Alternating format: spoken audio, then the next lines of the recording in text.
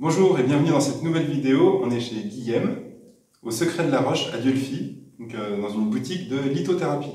Bonjour Guillaume. Bonjour. Est-ce que tu pourrais te présenter en quelques mots ton activité? Oui, d'accord. Du coup, je m'appelle Guillaume. Je suis lithothérapeute. En quelques mots, ça fait depuis à peu près l'an 2000 que je me suis branché sur la compréhension des mécanismes de la santé, du vivant. Voilà, j'ai fait un cursus, j'ai commencé par le Reiki, après j'ai fait de la médecine traditionnelle chinoise à Paris. Et puis j'ai fait une méditation Vipassana. Voilà, je suis resté 7 jours sur les 10 jours. Ça m'a un peu secoué en fait. Et, mais ça m'a permis de développer, en tout cas de développer une grande sensibilité. Enfin, je pense qu'elle était déjà là, mais comme si ça l'a réveillée. Quoi. Voilà.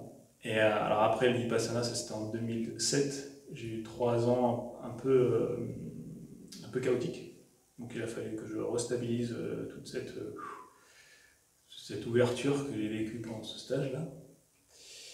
Et puis à partir de 2012, je me suis stabilisé avec les pierres et avec les élixirs floraux.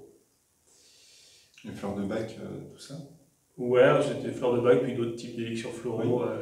les élixirs de Corté et tout ça. En fait, il y avait une boutique à Grenoble qui s'appelle Des Racines et des Herbes, où d'ailleurs c'est ce qui m'a inspiré ma première boutique. Cette boutique, en fait, c'est comme une pharmacie, en fait, on rentre, puis ils faisaient des cocktails d'élixirs, entre élixirs floraux, minéraux et animaux, trop bien. en discussion en direct avec la personne, puis j'ai trouvé ça vraiment chouette. Et en 2012, j'avais commandé un bracelet chemin de vie chez une dame qui s'appelle Lily de Cristofaro à Nîmes, une lithothérapeute qui fait ça depuis plus de 40 ans, qui est très réputée, qui a énormément de monde dans sa boutique. Et du coup, j'avais commandé parce que je voyais plein de gens avec des bracelets avec plusieurs pierres et tout. C'est curieux ça. Du coup, je m'étais commandé mon bracelet chemin de vie chez elle. Et suite à ce bracelet-là, il s'est ouvert pour moi la possibilité d'ouvrir une boutique dans la maison qu'on a achetée. Donc, à la base, on cherchait une maison, puis il y avait une boutique en bas.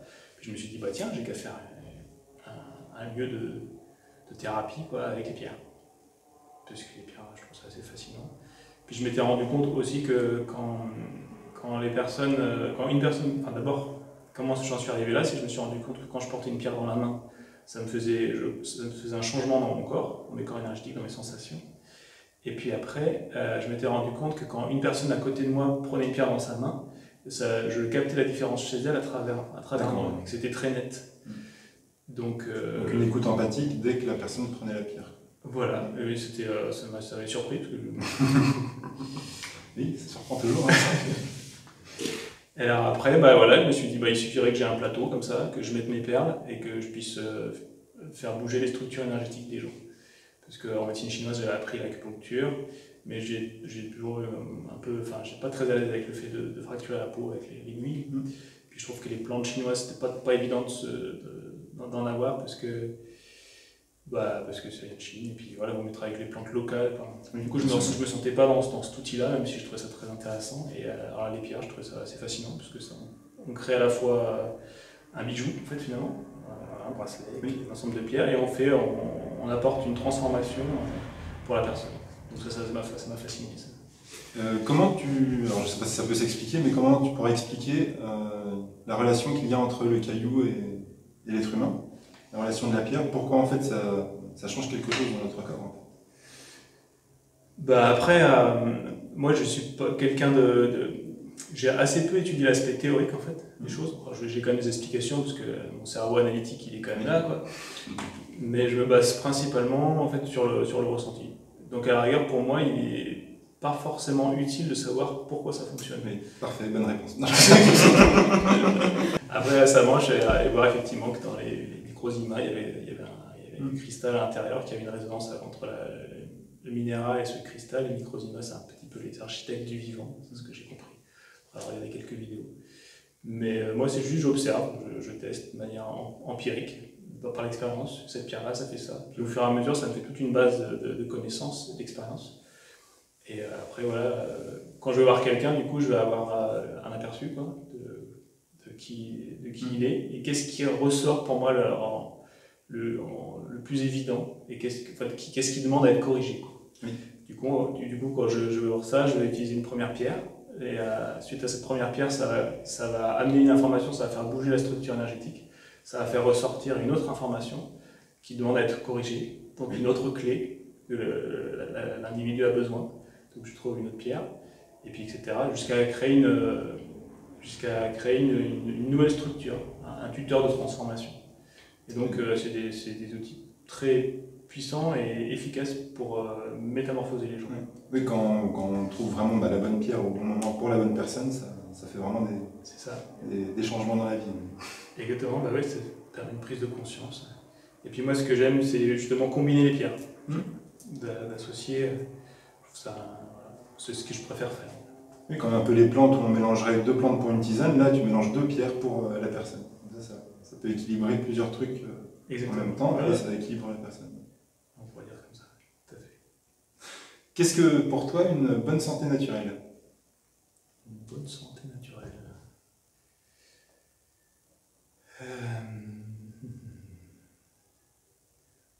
Déjà, c'est une bonne santé naturelle. Disent que le corps fonctionne de manière optimale. Oui.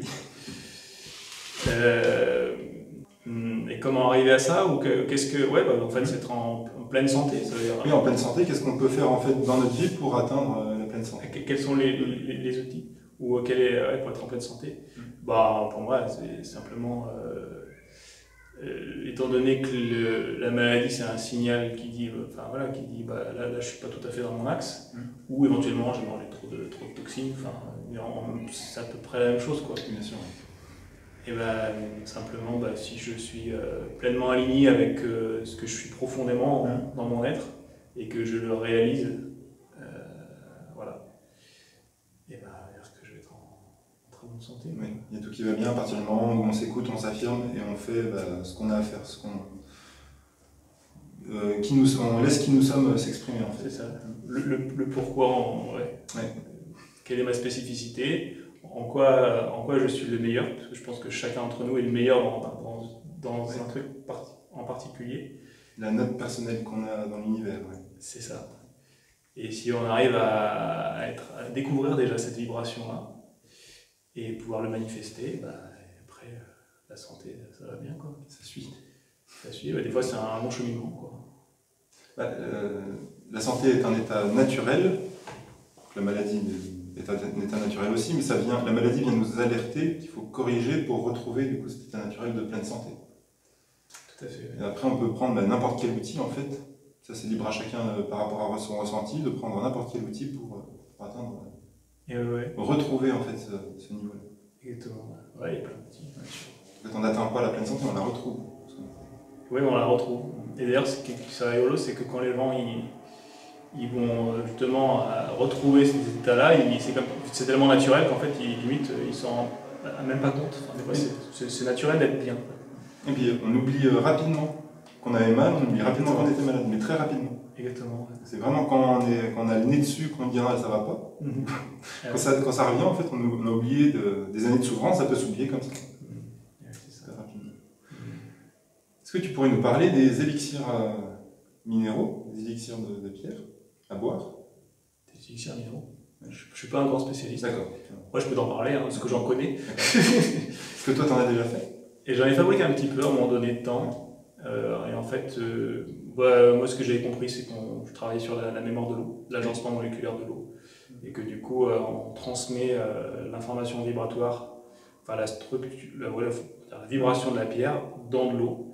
Alors, comment on fait? On prend une pierre. Moi, j'aime bien utiliser une petite pointe. Alors, il y a plusieurs techniques. Il y en a qui font tremper dedans. Oui. Enfin, moi, ce que j'ai entendu, c'est que quand on fait tremper dedans, il y a problématique de mettre des éléments qui peuvent être un peu toxiques pour la santé, parce qu'il y a des fois, il y a des éléments que de prendre en trop grosse quantité dans le corps, ça va pas être bon, quoi. Et ça peut être aussi violent au niveau vibratoire, parce que ça amène beaucoup d'énergie. Voilà, alors moi, j'avais fait comme ça, je prends une pierre, je mets une pointe de cristal pour orienter, puis je mets un verre d'eau, un verre en cristal avec de l'eau, un verre, quoi. Et avec peu d'informations autour, que ce soit assez neutre. Et du coup, l'eau va se cristalliser d'une manière spécifique. Et ce que j'ai pu observer, c'est que quand la personne, elle se fait... Bon, souvent, moi, je conseille, enfin, j'explique comment faire à la personne plutôt que je le fais. Oui. Moi, je l'ai fait un petit peu, mais... Et en fait, quand on va préparer sa mixture, enfin son élixir minéral, alors moi aussi je faisais avec plusieurs pierres, j'aime bien. Pas avec une pierre, mais combiner plusieurs pierres. Du coup, on va envoyer l'information à l'eau. Et le temps que ça se prépare, et ben, le corps se prépare à recevoir. Ça, j'ai pu l'observer. Et à un moment donné, c'est comme si on sait, voilà, c'est le moment, c'est prêt pour boire la mixture, quoi. Voilà. Et en général, ce que j'ai pu voir, c'est que ça travaille quand même costaud. Ah oui, c'est costaud. Moi, j'avais essayé plusieurs trucs. J'avais surtout essayé de mettre un quartz, une pointe de quartz dans un verre, donc le laisser une nuit, et de boire l'eau le lendemain. Mais c'est vrai qu'au niveau vibratoire, ça ouvre vraiment, ça bouscule, quoi.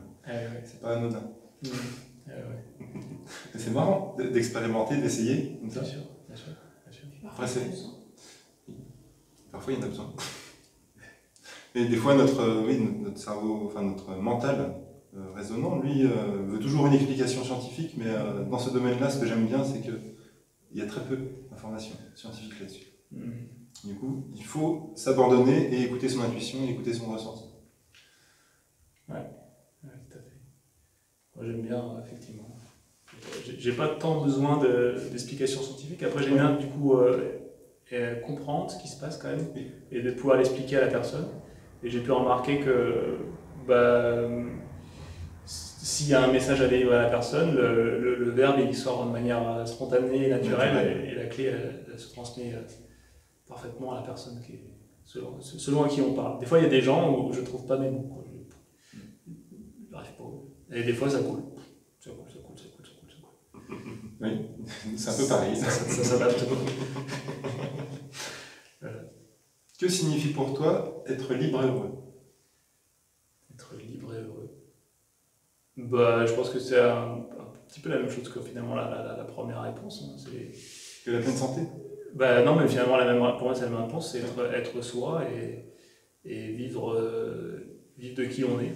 Si en plus on peut gagner de l'argent, pouvoir se subvenir à ses besoins en faisant notre passion, déjà c'est super chouette.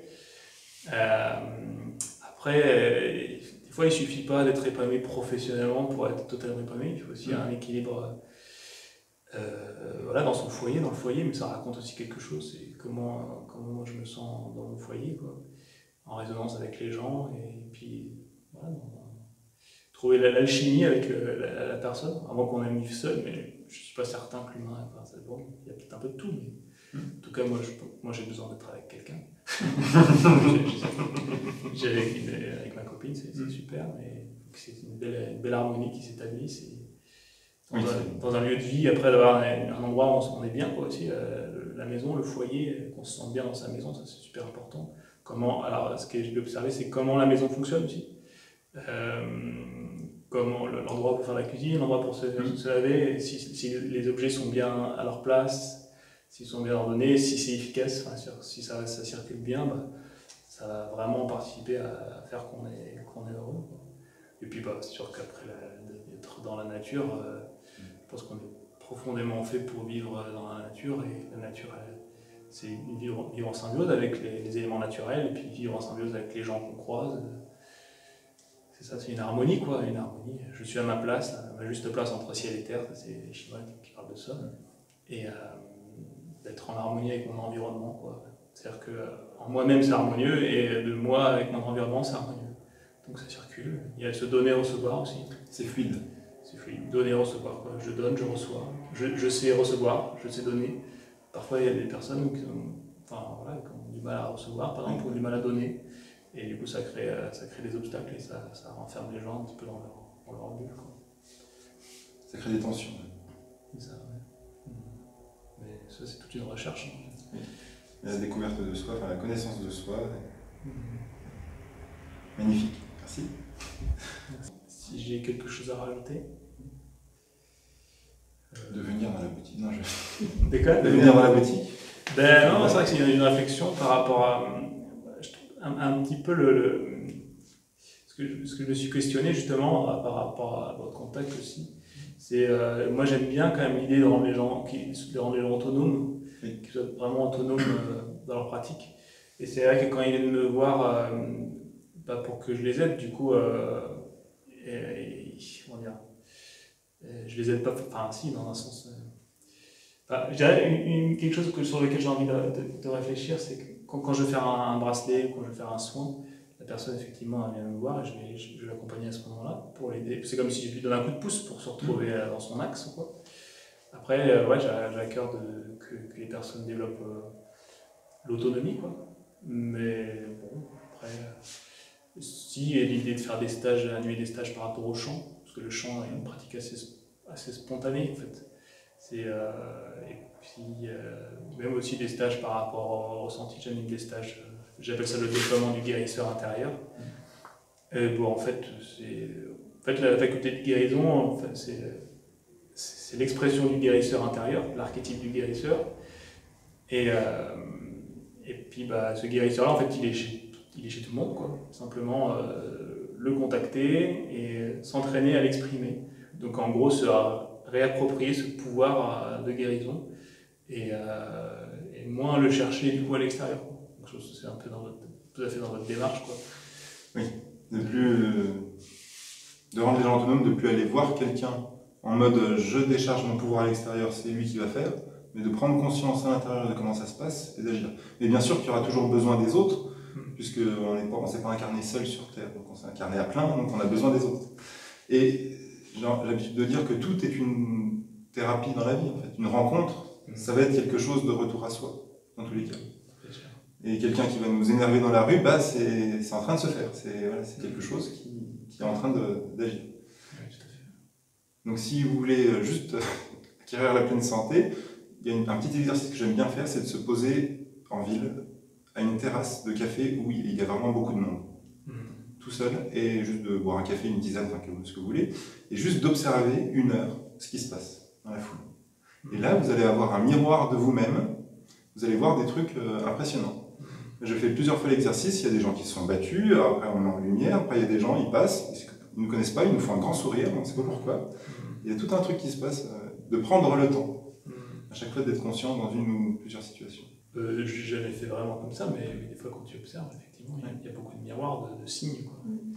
Il ne faut pas prendre faut pas y prendre comme miroir tout le temps. C'est juste un petit exercice où on se met en conscience et on voit un peu ce qui se passe dans notre vie. C'est vraiment intéressant. Si vous êtes de passage à Dieulefit, je vous invite à venir voir la boutique, le secret de la roche. Ouais. Cette chance de pouvoir atterrir ici dans cette boutique, elle est vraiment chouette. C'est un beau lieu, puis Dieulefit, c'est un coin magnifique, entouré de montagnes. Donc soyez les bienvenus. Et je vous mets les liens en description, le lien de la boutique. J'ai un site, quoi. Un site, oui, on mettra le lien du site. Voilà, carrément. Merci beaucoup. Merci à toi vraiment de nous avoir reçus, c'était vraiment cool. Avec plaisir. Et puis on vous dit à bientôt dans une prochaine vidéo.